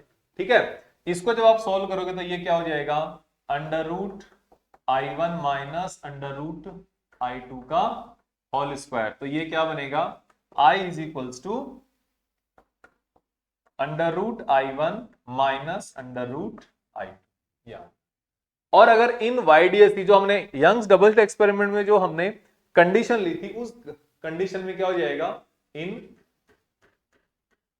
YDSC, तो इस कंडीशन में हो जाएगा I is equals to 4I0 cos square pi upon 2, 5/2 को क्या लिखोगे, पाई अपॉन 2 लिखोगे, पाई को पाई, तो पाई/2, पाई/2 का मतलब 90, और cos 90 की वैल्यू 0, 0 का स्क्वायर भी 0, तो 0। अगर यहां पर 3 पाई लिखते तो 3 पाई/2 270, और 270 का भी cos की वैल्यू 0 आती है, फिर से 0, 5 पाई/2 फिर से 0, है ना, तो ऐसे ये 0 ही होता रहेगा हमेशा, इसलिए। और इसका अगर हम ग्राफ खींचे, ग्राफ बनाए यहां पे, तो आप ग्राफ भी आराम से बना सकते हो, कोई दिक्कत नहीं है, जैसा हमने पहले बनाया था सेम वैसा ही। ये हमारे पास, ये हमने y एक्सिस कंसिडर कर ली, ठीक है, और फिर इसके बाद हम यहां पर इसकी जो एक्सिस है वो कंसिडर कर लेंगे। ये हमारे पास फर्स्ट वेव के लिए हो गया, ये हमारे पास सेकंड वेव के लिए हो गया, और ये हमारे पास थर्ड वेव के लिए हो गया। फर्स्ट वेव क्या है, ये है,